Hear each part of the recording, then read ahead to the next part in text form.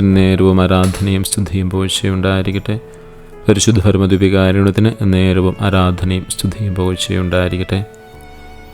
ഈ പ്രഭാതത്തിൽ ഈശോയുടെ സന്നിധിയിലായിരുന്നു കൊണ്ട് നമുക്ക് നന്ദി പറയാം. ഈശോയുടെ സ്നേഹം ഈ ഭൂമിയിൽ നമ്മൾ അനുഭവിച്ചറിയുന്നത് പുതിയ മാർപ്പാപ്പയിലൂടെയാവട്ടെ. നമുക്കിന്ന് പുതിയ മാർപ്പാപ്പയെ ലഭിച്ചിരിക്കുന്നു. ഈശോയുടെ സ്നേഹമാണ് സുവിശേഷണ കാതൽ. അത് ത്യാഗം ചെയ്യുന്ന, സുഖപ്പെടുത്തുന്ന, ക്ഷമിക്കുന്ന, പുനഃസ്ഥാപിക്കുന്ന ഒരു സ്നേഹമാണ്. തിരുവെഴുത്ത് നമ്മോട് പറയുന്നത് പോലെ സ്നേഹിതന്മാർക്ക് വേണ്ടി ജീവൻ അർപ്പിക്കുന്നതിനേക്കാൾ വലിയ സ്നേഹം മറ്റൊന്നുമില്ല. യോഹന്നാൻ 15:13. ഈ സ്നേഹം കുരിശിൽ ഏറ്റവും ശക്തമായി വെളിപ്പെടുത്തി അത് സഭയിലൂടെ ചൊരിയപ്പെടുന്നു. ഇന്ന് നമുക്കൊരു പുതിയ മാർപ്പാപ്പയെ തിരഞ്ഞെടുത്ത് ലഭിച്ചപ്പോൾ അത് നേതൃത്വ പാടവത്തിൻ്റെ മാറ്റം മാത്രമല്ല, ക്രിസ്തുവിൻ്റെ ആട്ടിൻകൂട്ടത്തെ അതേ സ്നേഹത്തോടെ മേയ്ക്കുവാനുള്ള ഒരു ദിവ്യമായ ആഹ്വാനമാണ്. പുനരുത്ഥാനത്തിന് ശേഷം ഈശോ പത്രോസിനോട് എൻ്റെ ആടുകളെ മേയ്ക്കുക എന്ന് യോഹന്നാൻ 21:17 പറയുന്നത് പോലെ പുതിയ മാർപ്പാപ്പയ്ക്കും സേവിക്കപ്പെടുവാനല്ല, സേവിക്കുവാനുള്ള ആഹ്വാനം ലഭിക്കുന്നത് മത്തായി 20:28 ലോകമെമ്പാടുമുള്ള കത്തോലിക്കർക്ക് ഐക്യത്തിന് ദൃശ്യമായ അടയാളമായും ആത്മീയ പിതാവായും പരിശുദ്ധ പിതാവ് ഇനി മുതൽ നിലകൊള്ളുന്നു. പ്രത്യേകമായി നമുക്ക് പ്രാർത്ഥിക്കാം. ലിയോ 14 മാർപ്പാപ്പ ഈ ലോകത്തിൽ സ്നേഹത്തിൻ്റെയും സമാധാനത്തിൻ്റെയും ഐക്യത്തിൻ്റെയും ഒരു ആത്മീയ പിതാവായി നിലകൊള്ളുവാൻ കർത്താവായ ഈശോയുടെ വലിയ മാധ്യസ്ഥം തേടി നമുക്ക് പ്രാർത്ഥിക്കാം. ഈ ദിവസങ്ങളെല്ലാം കോൺക്ലേവിലൂടെ അതിൻ്റെ വിജയത്തിന് വേണ്ടി നമ്മൾ പ്രാർത്ഥിച്ചൊരുങ്ങി വലിയ കൃപകൾ തമ്പുരാൻ നൽകി സഭയിൽ ഒരു പുതിയ പെന്തക്കോസ്ത അനുഭവത്തിലേക്ക് വരുന്നതിന് കാരണമായി തീരട്ടെ എന്ന് പ്രത്യേകമായി പ്രാർത്ഥിക്കാം. പരിശുദ്ധ പരമദിവ്യകാരുണ്യത്തിന് മുമ്പിൽ മാർപ്പാപ്പയുടെ എല്ലാ നിയോഗങ്ങളെയും നമുക്ക് സമർപ്പിച്ച് പ്രാർത്ഥിക്കാം. സഭ ഇന്ന് നേരിട്ട് കൊണ്ടിരിക്കുന്ന എല്ലാ വെല്ലുവിളികളെയും തരണം ചെയ്യുവാനുള്ള പരിശുദ്ധാത്മാഭിഷേകം മാർപ്പാപ്പയിലൂടെ ഈ ലോകം മുഴുവനും പ്രത്യേകിച്ച് ക്രൈസ്തവ സമൂഹത്തിൽ ലഭിക്കട്ടെ എന്ന് പ്രത്യേകമായി പ്രാർത്ഥിക്കാം.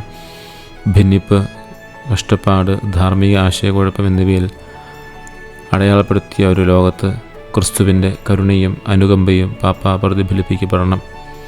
പാപ്പായിലൂടെ അത് ലോകം മുഴുവനും അറിയണം. ക്രിസ്തുവിൻ്റെ കരുണ എന്താണെന്ന്, ക്രിസ്തുവിൻ്റെ അനുകമ്പ എന്താണെന്ന്, ക്രിസ്തുവിൻ്റെ സ്നേഹം എന്താണെന്ന് പൗലോസ്ലീഹ ഓർമ്മിപ്പിക്കുന്നത് പോലെ ക്രിസ്തുവിൻ്റെ സ്നേഹം നമ്മെ നിർബന്ധിക്കുന്നു. 2 കൊറിന്ത്യർ 5:14. മാർപ്പാപ്പയുടെ ദൗത്യം രാഷ്ട്രീയ അധികാരമോ അന്തസ്സല്ല എന്നും അത് ക്രിസ്തുവിൻ്റെ സ്നേഹത്തിൻ്റെ ഒരു ഉപകരണമാവുക, എല്ലാവരെയും മാനസാന്തരത്തിലേക്കും സമാധാനത്തിലേക്കും വിശുദ്ധിയിലേക്കും വിളിക്കുക എന്നതാണെന്നുള്ളൊരു തിരിച്ചറിവിലൂടെ ജീവിക്കുവാനുള്ള വലിയ കൃപയ്ക്ക് വേണ്ടി നമുക്ക് പ്രത്യേകമായി പ്രാർത്ഥിക്കാം.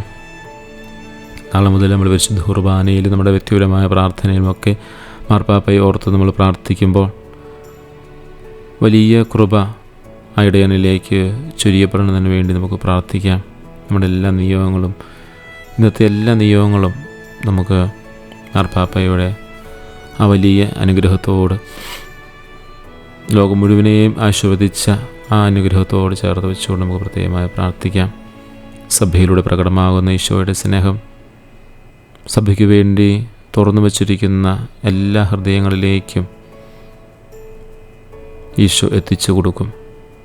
പുതിയ പോപ്പിനായി നമ്മൾ പ്രാർത്ഥിച്ചുരുങ്ങി ഇന്ന് ഈ പ്രഭാതത്തിൽ വലിയ സന്തോഷത്തോടു കൂടി ലിയോ 14 മാർപ്പാപ്പയെ സ്വന്തമാക്കി നമ്മളെല്ലാവരും സന്തോഷത്തോടെ ആയിരിക്കുകയാണ്. മാർപ്പാപ്പയിൽ ദൈവികമായ ജ്ഞാനവും ദൈവികമായ ശക്തിയും ദൈവികമായ പ്രകാശവും ദൈവികമായ സ്നേഹവും ദൈവികമായ വിനയവും ദൈവികമായ ധൈര്യവും നിറയട്ടെ എന്ന് പ്രത്യേകമായി പ്രാർത്ഥിക്കാം. പ്രാർത്ഥനയിലും വചനത്തിലും വേരൂന്നിയ ആടുകൾക്ക് വേണ്ടി ജീവൻ നൽകുന്ന ഇടയനെപ്പോഴും ആ വലിയ ഈശോയുടെ ഇടയനാകുന്ന വലിയ ഈശോയുടെ സ്നേഹം എപ്പോഴും മാതൃകയാക്കിക്കൊണ്ട് നമുക്ക് ചൂണ്ടിക്കാണിക്കുവാൻ സ്നേഹത്തിൻ്റെ അടയാളമായി, കരുണയുടെ അടയാളമായി, ജ്ഞാനത്തിൻ്റെ അടയാളമായി, വിനയത്തിൻ്റെ അടയാളമായി, ധൈര്യത്തിൻ്റെ അടയാളമായി, ഇതെല്ലാം ദൈവികമായ കൃപയോട് ചേർന്ന് നിൽക്കുന്ന നമുക്കെല്ലാം ചൂണ്ടിക്കാണിക്കാൻ, അനുകരിക്കാൻ സാധിക്കുന്ന ഒരു മാർപ്പാപ്പയിലേക്ക് നമ്മൾ തിരിക്കുകയാണ്. ദൈവത്തിൻ്റെ കൃപ നമ്മളിലൂടെ നമ്മിലേക്ക് സമൃദ്ധമായി ചൊരിയട്ടെ. ഈ പ്രഭാതത്തിൽ വലിയ സന്തോഷത്തോടു കൂടി ഈ ആരാധനയായിരിക്കും നമുക്ക് സാധിക്കുന്നത്. പുതിയ മാർപ്പാപ്പയെ നമുക്ക് ലഭിച്ച വലിയ സന്തോഷത്തോടുകൂടിയാണ്. ഈശോയ്ക്ക് നമുക്ക് നന്ദി പറയാം. പരിശുദ്ധ പരമദിവ്യകാരുണ്യത്തിന് എന്നേരവും ആരാധനയും സ്തുതിയും പുകഴ്ചയുണ്ടായിരിക്കട്ടെ. പരിശുദ്ധ പരമദിവ്യകാരുണ്യത്തിന് എന്നേരവും ആരാധനയും സ്തുതിയും പുകഴ്ചയുണ്ടായിരിക്കട്ടെ. പരിശുദ്ധ പരമദിവ്യകാരുണ്യത്തിന് എന്നേരവും ആരാധനയും സ്തുതിയും പുകഴ്ചയും ഉണ്ടായിരിക്കട്ടെ.